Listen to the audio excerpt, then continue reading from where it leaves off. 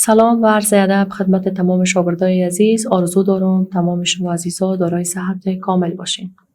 سلام اونی که هیلی گرانوز دکاون کوتا هیله دچ تا سطول روغ او جوروسی. صنف چهارم است. مضمون دری موضوع حرف چا درس نهم جلسه 15. اسم استادتان رازیه غفوری. گرانوز دکاونکو ټولګی مو څلورم دی. مضمون د دري ژبه ده او موضوع هم د چې توری دی چې چا. لوستم نهم دی. برخه مو 15مه ده. د ښوونکي نوم دی رازیه غفوري.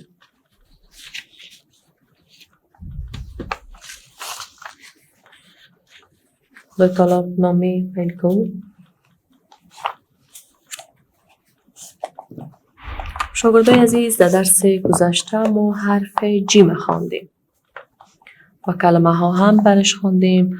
امیدوار هستم از او درس شما یک چیز آموخته باشین و کارخانگی که برتان داده بودم انجام داده باشین. خب شاگردای عزیز، هدف درس امروزی ما و شما چی است؟ شناختن چا، خواندن، نوشتن و تلفظ درست کلمه ها است. گرانو زده کوونکو د نننۍ لوست موخه مو څه ده چې موږ څا وپېژنو او دا متن لیکلی او لوستلی وشو او کلمې په سمه توګه تلفظ کړو. شاگردای عزیز، در این تصویر شما چی رو میبینین؟ بله، این تصویر یک چا است. شما چا را دیده اید؟ بله، من مطمئن هستم اکثریت شما با چا آشنایی دارین و دیده. کی در حویلی خود چای آب دارد؟ یک تعداد شما شاید جوابتان مثبت باشه و یک تعداد هم منفی. خوب، در اینجا باز هم پدر خالده برای چا چی ساخت؟ که ما در متن درس باز جواب از این سوال هم گرفته میتونیم. چا؟ چا آب پاک دارد. بچه ها از چا آب آوردند. خالده با آب مرچ‌ها را شست. خالده با آب مرچ‌ها را شست. پدر خالده برای چا سرپوش ساخت. چا آب پاک دارد. بچه ها از چا آب آوردند. خالده با آب مرچ‌ها را شست. پدر خالده برای چا سرپوش ساخت. ګرانو زده کوونکو، اوس په پښتو ژبه هم تاسو ته راوایم چې د چې توری دی چې چا یا څا چې موږ تاسو ورته په پښتو کې وایو. څا پاکې اوبه لري. هالکان د څا نه اوبه راوړي. بچه ها از چا آب آوردن. هالکانو د څا نه اوبه راوړلې. خالده با آب مرچ‌ها را شست. خالده د اوبو سره مرچ ووینځل. خالده له اوبو سره مرچ پرېمینځل. پدر خالده برای چا سرپوش ساخت. د خالده پلار څا ته سرپوښ جوړ کړ.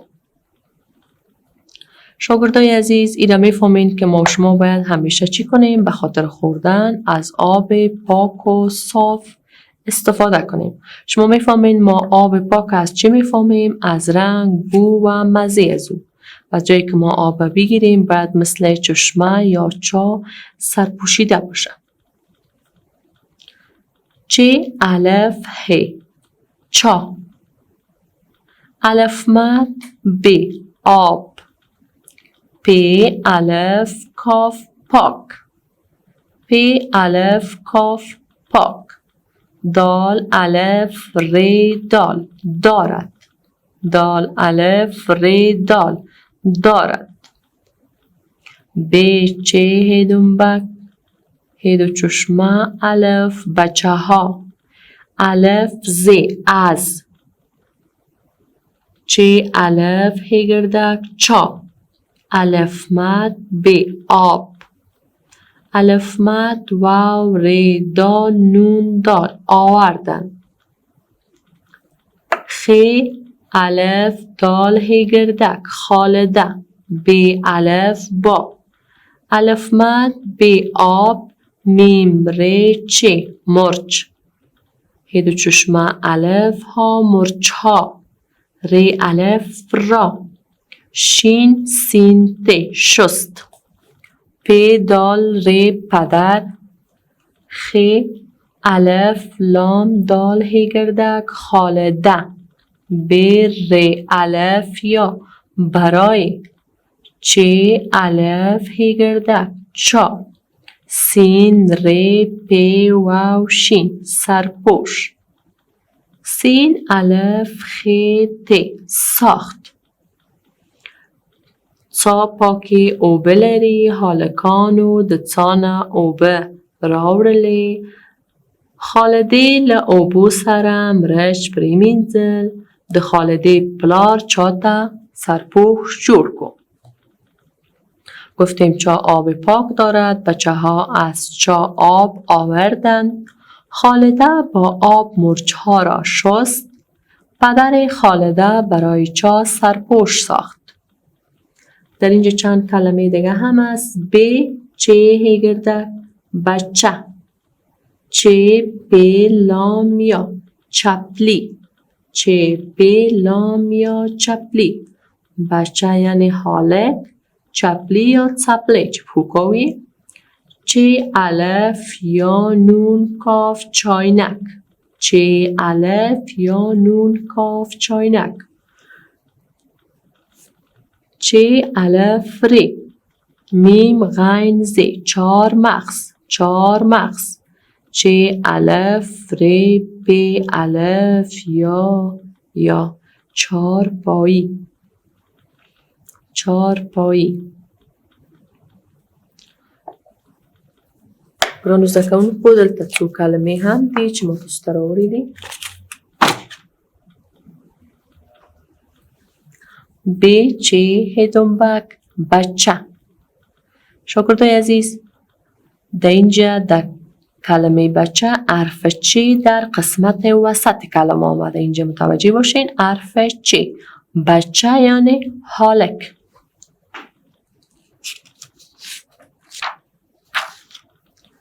چه واو ری یا چوری چه واو ری یا چوری دخترها که می پوشن چوری یعنی بنگړي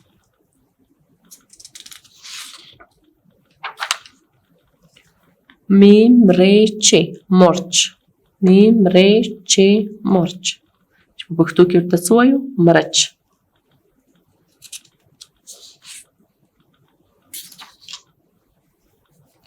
چه میم نون چمن چه میم نون چمن چې چمن هم نون کېدلی شي او هم چمن چې په حویلي یا باغو کې کرل کېږي چه الف یا نون کاف چاینک در اینجا هم چه در شروع کلمه ما آمده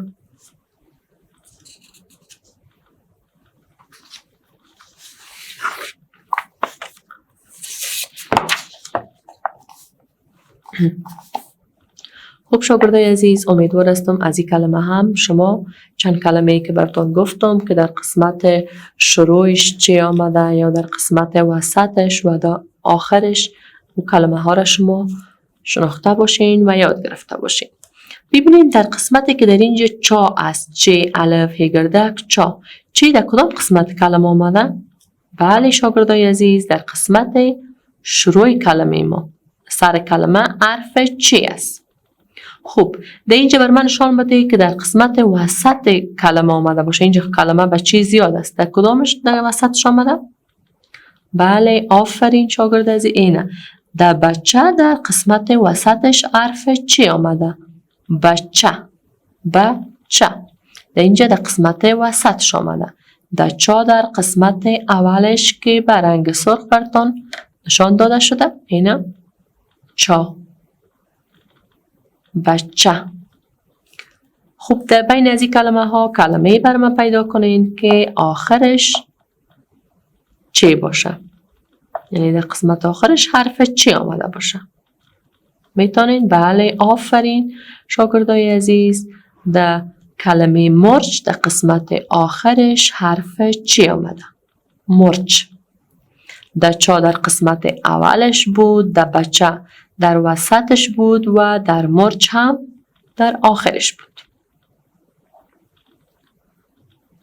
که در این درس ما حرف چی را در کلمه ها دیدیم که اگر در شروعش آمده باشه، در وسطش آمده باشه و یا هم در آخرش آمده باشه ما تمامش خواندیم.